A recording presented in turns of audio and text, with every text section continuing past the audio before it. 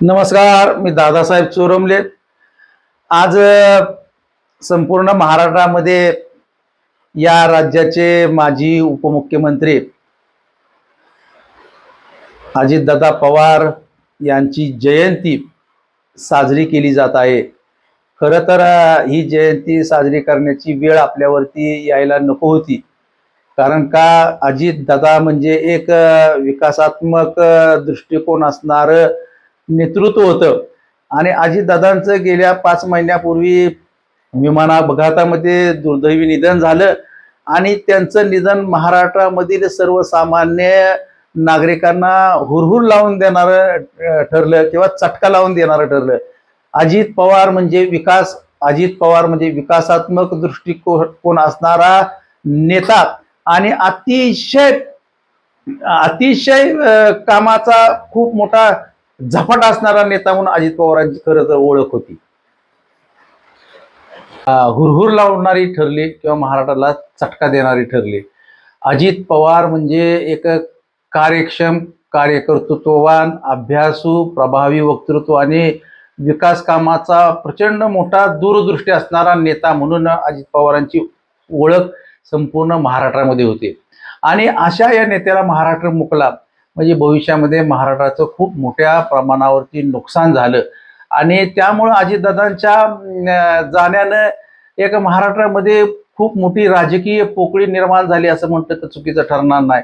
आणि म्हणून अजित पवार म्हणजे तुम्हाला माहिती आहे की विकासाला गती देणारं नेतृत्व, विविध क्षेत्रातील कार्यांचा जर कार्याचा आढावा घ्यायचा म्हटलं तर खूप मोठा आढावा होईल. कारण गेली अनेक वर्ष ते राज्याच्या मंत्रिमंडळामध्ये विविध खात्याचे मंत्री राहिलेले आहेत. माझ्या माहितीप्रमाणे राज्यात सर्वाधिक काळ राज्याचे उपमुख्यमंत्री म्हणून त्यांनी काम केलं, राज्याचा अर्थमंत्री म्हणून त्यांनी काम केलं. आणि हे काम करत असताना महाराष्ट्रामध्ये विकासात्मक दृष्टिकोन ठेवून त्यांनी मोठं काम उभा केलं. विकास करत असताना त्यांनी प्रामुख्यानं पर्यावरणाला कधीही पर्यावरणाचा ऱ्हास होणार नाही याची दक्षता मात्र अजित पवार यांनी खूप मोठ्या प्रमाणावरती घेतली. आणि म्हणून महाराष्ट्राच्या राजकारणामध्ये गेली अनेक दशकं महत्त्वपूर्ण भूमिका बजावणारे राज्याचे उपमुख्यमंत्री अजितदादा अनंतराव पवार यांनी यांची जी प्रशासनातील जी शिस्त होती, त्यांची जी निर्णय क्षमता होती, त्यांचा जो विकासात्मक दृष्टिकोन होता आणि या सर्वांच्यामुळे त्यांची एक आगळी वेगळी ओळख निर्माण झाली होती. विविध खात्याचे मंत्री म्हणून त्यांनी राज्याच्या विकासात मध्ये महत्त्वपूर्ण योगदान दिलं. मित्रांनो, त्याच्यामध्ये प्रामुख्याने तुम्हाला माहिती आहे की उद्योग मंत्री काही काळ होते ते, काही काळ ऊर्जा मंत्री होते, काही काळ ते जलसंपदा मंत्री होते, काही काळ नियोजन मंत्री होते, काही काळ कृषी मंत्री होते, काही काळ क्रीडा मंत्री होते आणि सर्वात जास्त काळ त्यांनी या राज्याचं वित्तमंत्री म्हणून काम केलं. आणि वित्तमंत्री म्हणून काम करत असताना पायाभूत सुविधांसाठी विकासात्मक दृष्टिकोन ठेवून त्यांनी अनेक अनेक नवीन असे निर्णय घेतले. राज्याच्या विकासासाठी पहाटेपासून रात्री उशिरापर्यंत काम करणारे लोकप्रतिनिधी अशी त्यांची प्रतिमा संपूर्ण महाराष्ट्रामध्ये तयार झाली होती. प्रशासनातील वेळेचे काटेकोर नियोजन असेल, निर्णय प्रक्रियेमधील त्यांची गती असेल, कामाचा नियमित आढावा घेण्याची त्यांची कार्यपद्धती असेल, प्रशासकीय वर्तुळामध्ये ही सर्वच कार्यपद्धती नेहमीच चर्चेचा विषय बनून राहिली. आता प्रामुख्याने आपण जर बघितलं तर बारामतीच्या विकासासाठी त्यांनी एक सर्वात मोठा आदर्श राज्याला नाही तर देशाला घालून दिला.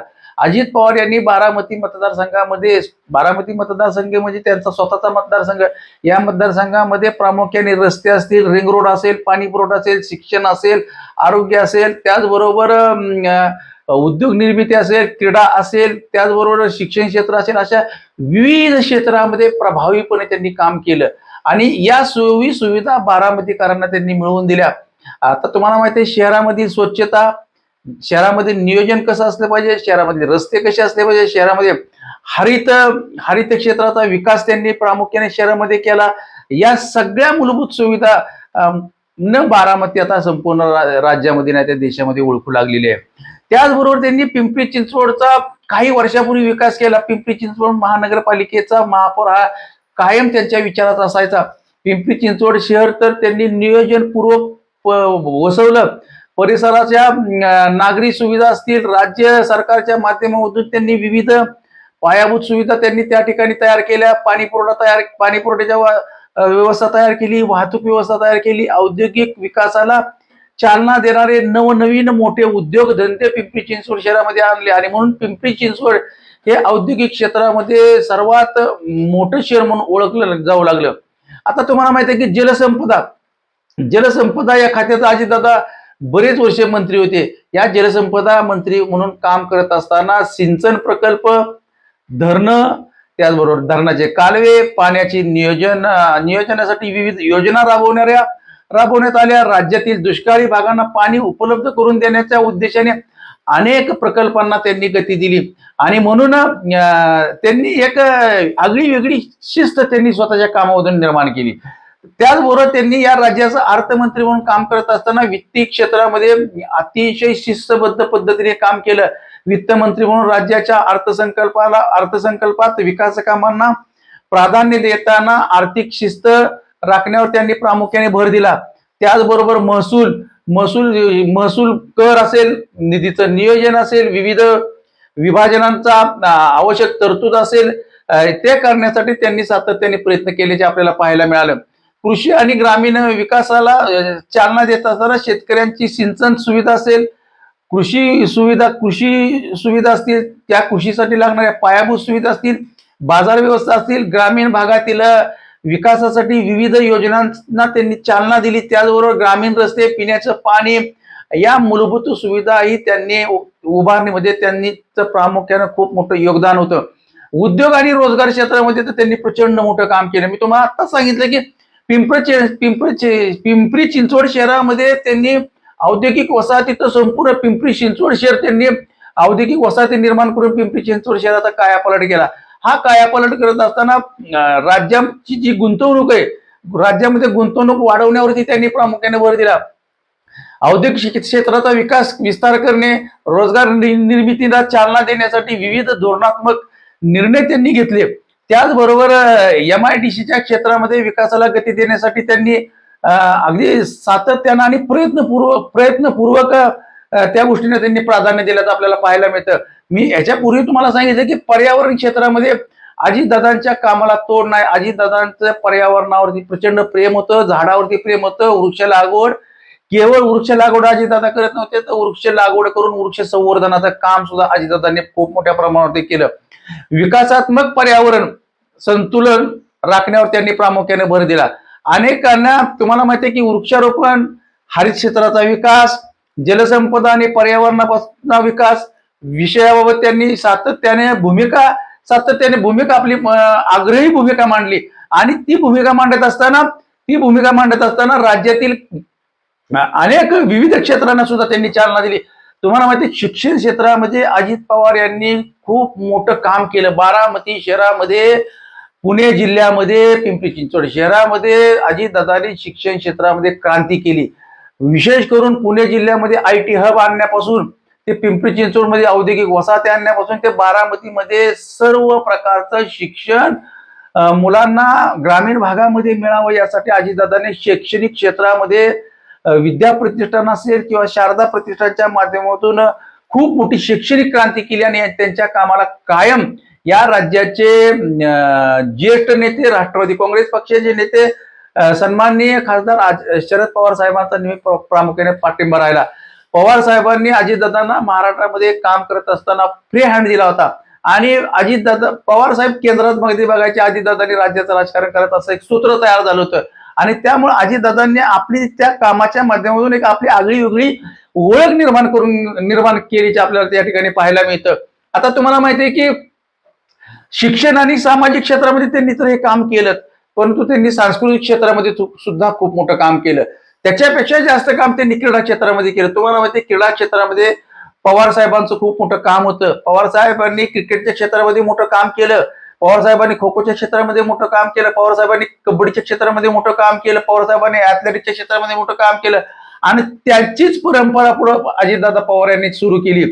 पवार साहेबांच्या नंतर सगळ्या क्रीडा ज्या संघटना आहेत त्या क्रीडा संघटनाचं अध्यक्ष अजित पवार राहिले. प्रामुख्याने कबड्डी असोसिएशनचे अध्यक्ष अजितदादा होते, खो खो असोसिएशनचे अध्यक्ष अजितदादा होते, महाराष्ट्र ऑलिम्पिक संघटनेचे अध्यक्ष सुद्धा अजित पवार होते आणि केवळ अगदी एका क्षेत्रामध्ये काम न करता क्रीडा क्षेत्रामध्ये काम करत असताना खेळाडूंना विविध सोयी सुविधा उपलब्ध करून दिल्या. जे खेळाडू राज्य पातळीवरती पहिला दुसरा क्रमांक मिळेल त्यांना लोकसेवा आयोगाच्या परीक्षेमध्ये किंवा शिक्षण क्षेत्रामध्ये ग्रेस गुण देण्यात आले. ज्यांना इंटरनॅशनल मेरिट आहे त्यांना डायरेक्ट क्लास 1च्या नोकऱ्या देण्याचं काम अजित पवारांनी केलं. आणि न भूतो न भविष्य क्रीडा क्षेत्रामधील खेळाडूंना नोकऱ्या अजित पवार यांच्या माध्यमातून लागल्या असं म्हटलं तर चुकीचं ठरणार नाही. कारण का तर एक खेळाडू सुद्धा एक आपली सर्व मेहनत पणाला लावून ज्यावेळेला खेळतो आणि एखादी पदक मिळवतो त्यावेळेला त्या खेळाडूंचा योग्य सन्मान झाला पाहिजे.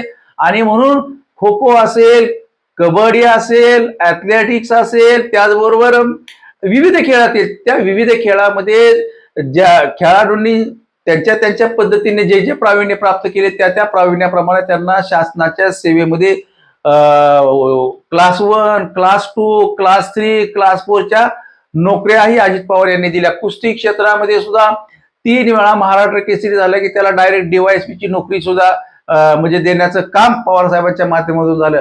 असं हे अष्टपैलू नेतृत्व अजितदादांसारखं नेतृत्व या राज्यामध्ये पुन्हा होणे नाही. अजितदादा तुम्ही खूप मोठं काम केलं. खरं तर अजून आम्हाला अजून या राज्याला तुमचं तुमचं जिवंत राहणं या राज्याच्या दृष्टीने खूप मोठं महत्वाचं काम होतं. कारण का अजित पवार जाण्यामुळं महाराष्ट्राचं खूप मोठं नुकसान झालेलं आहे आणि हे नुकसान कधीच भरून न येणारं नुकसान आहे. आणि म्हणून वारंवार अजितदादा गेल्याची खंत आपण व्यक्त करतो. जनतेच्या त्यांच्याकडून खूप अजून अपेक्षा होत्या आणि जनता त्यांच्याकडे खूप अपेक्षेने पाहत होती. बारामतीमध्ये त्यांनी एवढ्या मोठ्या संस्थात्मक इमारती बांधल्या. खरं तर त्या इमारतींचं जतन आणि संवर्धन करण्याचं काम खरं तर या राज्याच्या उपमुख्यमंत्री सुनेत्राताई पवार यांच्यावरती येऊन ठेपलेलं आहे. आज तुम्हाला माहिती आहे की अजितदादांचे चिरंजीव पार्थ पवार असतील, यश पवार असतील, या दोघांच्यावरती खूप मोठी जबाबदारी आहे. अजित पवारांच्या पावलावरती पाऊल ठेवून त्यांनी काम केलं तरच त्यांचं नेतृत्व सुद्धा भरू शकतं. अन्यथा काही खरं नाही. आणि महाराष्ट्रामध्ये अजित पवार यांच्या नेतृत्वाची आज गरज होते. आणि अजित दादा हे भविष्यातले या राज्याचे मुख्यमंत्री होते आणि अजित दादा जर या राज्याचे मुख्यमंत्री झाले असते तर अजितदादांना विकासाचा खूप मोठा दृष्टिकोन होता. जसं की पुणे असेल, पिंपरी चिंचवड असेल, बारामती असेल किंवा अनेक काही शहर असतील, त्या शहरांचा जसा कायापालट केला तसाच कायापालट संपूर्ण महाराष्ट्राचा भविष्यामध्ये झाल्याशिवाय राहिला नसता. आणि म्हणून वारंवार आपल्याला असं वाटतं की अजितदादा यांच्या जाण्यामुळे महाराष्ट्राच्या विकासाला खीळ बसली की काय असं म्हटलं तरी वावगं ठरणार नाही. अजितदादा तुमच्या माध्यमामधून केलेली कामं तुमच्या वारसानं पुढे पूर्णत्वात न्यावी एवढीच फक्त या व्हिडिओच्या माध्यमातून सदिच्छा व्यक्त करतो आणि या ठिकाणी तुर्तास याच ठिकाणी थांबतो. धन्यवाद.